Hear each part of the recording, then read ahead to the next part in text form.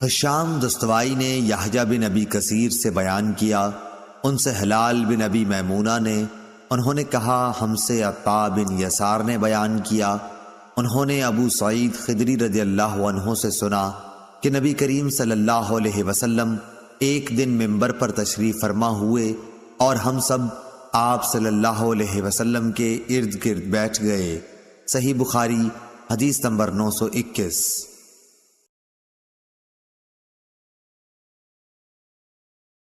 فاطمہ بنت منذر نے خبر دی، ان سے اسماء بنت ابی بکر رضی اللہ عنہا نے، انہوں نے کہا کہ میں عائشہ رضی اللہ عنہا کے پاس گئی، لوگ نماز پڑھ رہے تھے، میں نے اس بے وقت نماز پر تعجب سے پوچھا کہ یہ کیا ہے؟ حضرت عائشہ رضی اللہ عنہا نے سر سے آسمان کی طرف اشارہ کیا، میں نے پوچھا کیا کوئی نشانی ہے؟ انہوں نے سر کے اشارے سے ہاں کہا کیونکہ سورج گہن ہو گیا تھا۔ اسماء نے کہا کہ نبی کریم صلی اللہ علیہ وسلم دیر تک نماز پڑھتے رہے، یہاں تک کہ مجھ کو غشی آنے لگی، قریب ہی ایک مشک میں پانی بھرا رکھا تھا، میں اسے کھول کر اپنے سر پر پانی ڈالنے لگی، پھر جب سورج صاف ہو گیا تو رسول اللہ صلی اللہ علیہ وسلم نے نماز ختم کر دی۔ اس کے بعد آپ صلی اللہ علیہ وسلم نے خطبہ دیا، پہلے اللہ تعالیٰ کی اس کی شان کے مناسب تعریف بیان کی، اس کے بعد فرمایا اما بعد، اتنا فرمانا تھا کہ کچھ انصاری عورتیں شور کرنے لگیں، اس لیے میں ان کی طرف بڑھی کہ انہیں چپ کراؤں تاکہ رسول اللہ صلی اللہ علیہ وسلم کی بات اچھی طرح سن سکوں، مگر میں آپ کا کلام نہ سن سکی، تو پوچھا کہ رسول اللہ صلی اللہ علیہ وسلم نے کیا فرمایا؟ انہوں نے بتایا کہ آپ نے فرمایا کہ بہت سی چیزیں جو میں نے اس سے پہلے نہیں دیکھی تھیں، آج اپنی اس جگہ سے میں نے انہیں دیکھ لیا، یہاں تک کہ جنت اور دوزخ تک میں نے آج دیکھی۔ مجھے وحی کے ذریعے یہ بھی بتایا گیا کہ قبروں میں تمہاری ایسی آزمائش ہوگی جیسے کان دجال کے سامنے یا اس کے قریب قریب، تم میں سے ہر ایک کے پاس فرشتہ آئے گا اور پوچھے گا کہ تو اس شخص کے بارے میں کیا اعتقاد رکھتا تھا، مومن یا یہ کہا کہ یقین والا؟ ہشام کو شک تھا، کہے گا کہ وہ محمد رسول اللہ صلی اللہ علیہ وسلم ہیں، ہمارے پاس ہدایت اور واضح دلائل لے کر آئے، اس لیے ہم ان پر ایمان لائے، ان کی دعوت قبول کی، ان کی اتباع کی اور ان کی تصدیق کی۔ اب اس سے کہا جائے گا کہ تو صالح ہے، آرام سے سو جا، ہم پہلے ہی جانتے تھے کہ تیرا ان پر ایمان ہے۔ ہشام نے شک کے اظہار کے ساتھ کہا کہ رہا منافق یا شک کرنے والا، تو جب اس سے پوچھا جائے گا کہ تو اس شخص کے بارے میں کیا کہتا ہے، تو وہ جواب دے گا مجھے نہیں معلوم، میں نے لوگوں کو ایک بات کہتے سنا، اسی کے مطابق میں نے بھی کہا۔ ہشام نے بیان کیا کہ فاطمہ بنت منذر نے جو کچھ کہا تھا میں نے وہ سب یاد رکھا، لیکن انہوں نے قبر میں منافقوں پر سخت عذاب کے بارے میں جو کچھ کہا وہ مجھے یاد نہیں رہا۔ صحیح بخاری حدیث نمبر 922۔ ابو عاصم نے جریر بن حازم سے بیان کیا، انہوں نے کہا کہ میں نے امام حسن بصری سے سنا، انہوں نے بیان کیا کہ ہم نے عمرو بن تغلب رضی اللہ عنہ سے سنا کہ رسول اللہ صلی اللہ علیہ وسلم کے پاس کچھ مال آیا یا کوئی چیز آئی، آپ نے بعض صحابہ کو اس سے عطا کیا اور بعض کو کچھ نہیں دیا، پھر آپ صلی اللہ علیہ وسلم کو معلوم ہوا کہ جن لوگوں کو آپ نے نہیں دیا تھا انہیں اس کا رنج ہوا، اس لیے آپ صلی اللہ علیہ وسلم نے اللہ کی حمد و تعریف کی، پھر فرمایا اما بعد، خدا کی قسم میں بعض لوگوں کو دیتا ہوں اور بعض کو نہیں دیتا، لیکن میں جس کو نہیں دیتا وہ میرے نزدیک ان سے زیادہ محبوب ہیں جن کو میں دیتا ہوں، میں تو ان لوگوں کو دیتا ہوں جن کے دلوں میں بے صبری اور لالچ پاتا ہوں، لیکن جن کے دل اللہ تعالی نے خیر اور بے نیاز بنائے ہیں میں ان پر بھروسہ کرتا ہوں۔ عمرو بن تغلب بھی انہی لوگوں میں سے ہیں، خدا کی قسم میرے لیے رسول اللہ صلی اللہ علیہ وسلم کا یہ کلمہ سرخ اونٹوں سے زیادہ محبوب ہے۔ صحیح بخاری حدیث نمبر 923۔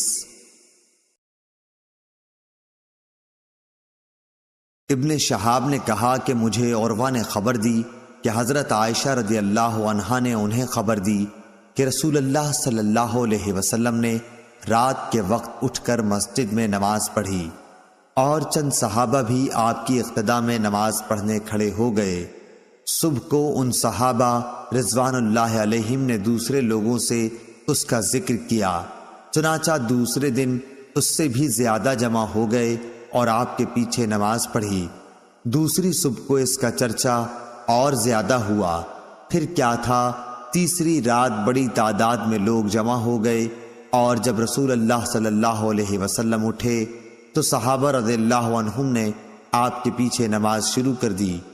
چوتھی رات جو آئی تو مسجد میں نمازیوں کی کثرت سے تل رکھنے کی بھی جگہ نہیں تھی، لیکن آج رات نبی کریم صلی اللہ علیہ وسلم نے یہ نماز نہ پڑھائی، اور فجر کی نماز کے بعد لوگوں سے فرمایا، پہلے آپ صلی اللہ علیہ وسلم نے کلمہ شہادت پڑھا، پھر فرمایا، اما بعد، مجھے تمہاری اس حاضری سے کوئی ڈر نہیں، لیکن میں اس بات سے ڈرا کہ کہیں یہ نماز تم پر فرض نہ کر دی جائے، پھر تم سے یہ ادا نہ ہو سکے۔ اس روایت کی مطابقت یونس نے کی ہے۔ صحیح بخاری حدیث نمبر 924۔ شعیب نے ظاہری سے خبر دی، انہوں نے کہا کہ مجھے عروہ نے ابو حمید سعدی رضی اللہ عنہ سے خبر دی کہ نبی کریم صلی اللہ علیہ وسلم نماز عشاء کے بعد کھڑے ہوئے، پہلے آپ نے کلمہ شہادت پڑھا، پھر اللہ تعالیٰ کے لائق اس کی تعریف کی، پھر فرمایا، اما بعد۔ ظاہری کے ساتھ اس روایت کی مطابقت ابو معاویہ اور ابو اسامہ نے ہشام سے کی۔ انہوں نے اپنے والد عروہ سے اس کی روایت کی، انہوں نے ابو حمید سے، اور انہوں نے نبی کریم صلی اللہ علیہ وسلم سے کہ آپ صلی اللہ علیہ وسلم نے فرمایا، اما بعد۔ اور ابو الیمان کے ساتھ اس حدیث کو محمد بن یحییٰ نے بھی سفیان سے روایت کیا، اس میں صرف اما بعد ہے۔ صحیح بخاری حدیث نمبر 925۔ شعیب نے ظاہری سے خبر دی، کہا کہ مجھ سے علی بن حسین نے مسور بن مخرمہ رضی اللہ عنہ سے حدیث بیان کی کہ نبی کریم صلی اللہ علیہ وسلم کھڑے ہوئے، میں نے سنا کہ کلمہ شہادت کے بعد آپ صلی اللہ علیہ وسلم نے فرمایا، اما بعد۔ شعیب کے ساتھ اس روایت کی مطابقت محمد بن ولید زبیدی نے ظاہری سے کی ہے۔ صحیح بخاری حدیث نمبر 926۔ اکرمہ نے ابن عباس رضی اللہ عنہ کے واسطے سے بیان کیا، انہوں نے کہا کہ نبی کریم صلی اللہ علیہ وسلم ممبر پر تشریف لائے، ممبر پر یہ آپ صلی اللہ علیہ وسلم کی آخری بیٹھک تھی۔ آپ صلی اللہ علیہ وسلم دونوں شانوں سے چادر لپیٹے ہوئے تھے اور سر مبارک پر ایک پٹی باندھ رکھی تھی۔ آپ نے حمد و ثنا کے بعد فرمایا، لوگوں میری بات سنو۔ چنانچہ لوگ آپ صلی اللہ علیہ وسلم کی طرف کلام مبارک سننے کے لیے متوجہ ہو گئے۔ پھر آپ صلی اللہ علیہ وسلم نے فرمایا، اما بعد، یہ قبیلہ انصار کے لوگ آنے والے دور میں تعداد میں بہت کم ہو جائیں گے، پس محمد صلی اللہ علیہ وسلم کی امت کا جو شخص بھی حاکم ہو اور اسے نفع و نقصان پہنچانے کی طاقت ہو تو انصار کے نیک لوگوں کی نیکی قبول کرے اور ان کے برے کی برائی سے درگزر کرے۔ صحیح بخاری حدیث نمبر 927۔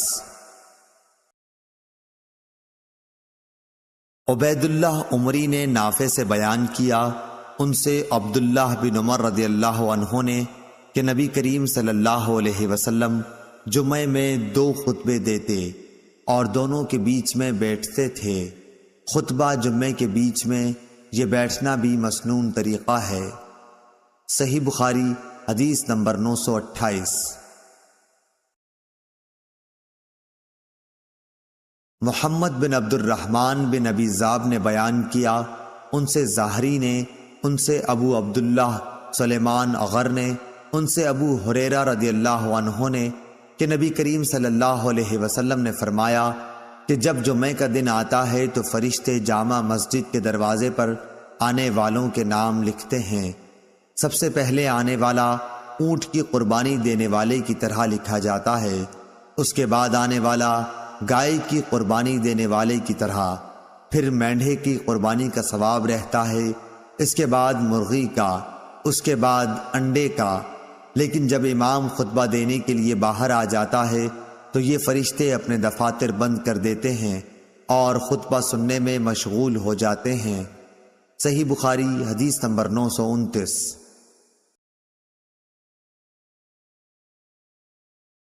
جابر بن عبداللہ رضی اللہ عنہ نے بیان کیا کہ ایک شخص آیا، نبی کریم صلی اللہ علیہ وسلم جمعے کا خطبہ دے رہے تھے۔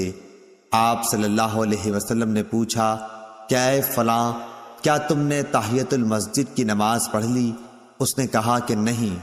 آپ صلی اللہ علیہ وسلم نے فرمایا اچھا اٹھ اور 2 رکعت نماز پڑھ لے۔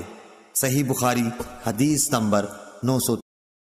سفیان بن عینہ نے عمرو سے بیان کیا، انہوں نے جابر رضی اللہ عنہ سے سنا کہ ایک شخص جمعے کے دن مسجد میں آیا، نبی کریم صلی اللہ علیہ وسلم خطبہ پڑھ رہے تھے۔ آپ صلی اللہ علیہ وسلم نے اس سے پوچھا کہ کیا تم نے تحیۃ المسجد کی نماز پڑھ لی ہے؟ آنے والے نے جواب دیا نہیں۔ آپ نے فرمایا کہ اٹھو اور 2 رکعت نماز تحیۃ المسجد پڑھ لو۔ صحیح بخاری حدیث نمبر 931۔ عبدالعزیز بن انس نے بیان کیا، ان سے انس بن مالک رضی اللہ عنہ نے دوسری سند اور حماد نے یونس سے بھی روایت کی۔ عبدالعزیز اور یونس دونوں نے ثابت سے، انہوں نے انس رضی اللہ عنہ سے کہ نبی کریم صلی اللہ علیہ وسلم جمعے کا خطبہ دے رہے تھے